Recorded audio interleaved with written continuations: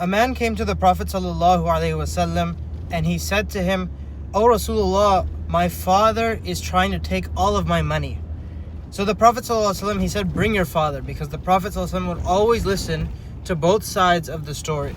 When the man brought his father, on the way to the Prophet ﷺ, some poetry entered his mind. And so when they sat down in front of him, Sayyidina Jibreel alayhi salam, he came to Sayyidina Muhammad ﷺ, and he said to him, "Before you listen to the case, listen to the poem that this old man has come up with." So the Prophet ﷺ, he asked the man, he said, "Can you recite the poem that you thought up?" So the man, he said, "Subhanallah, what has not reached my own ears has reached the ears of the Prophet ﷺ," because he only thought of it. He never said it. And so he has never heard this poem before. But the Prophet ﷺ has heard this poem. And look at the jalal of Allah subhanahu wa ta'ala, that he did not even wait for this poem to be uttered by the man who thought it up. He needed it to be brought to the presence of the Prophet ﷺ. So the poem, I want to read it out to you. It goes like this. "When my son was born, I underwent many ordeals while taking care of him. When he fell ill, I had sleepless nights.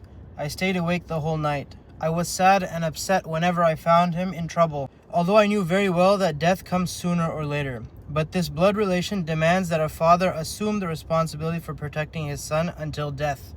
Today, after being mistreated by my son, I feel as if I am a stranger, not his father.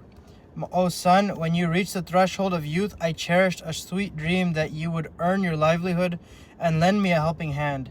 Glory be to Allah, what a return I have received from you. Your behavior towards me has changed. You have become rude.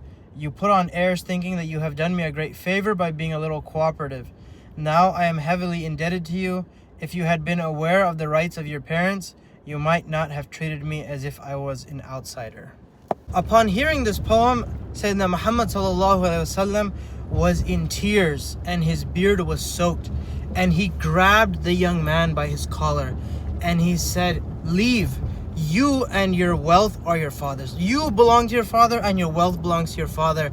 Don't come back to me saying this type of complaint." And it just goes to show the rights of the father. And it goes to show like the disease of our society, right? Where our fathers become old and yet they're still expected to work. They're still expected to earn their own keep, respect the independence of the children, not demand anything of them. And subhanallah, what a world we live in. So may Allah subhanahu wa ta'ala make us pillars of support for our fathers, and may He allow us to have enough money so that they never have to be reliant on anyone else.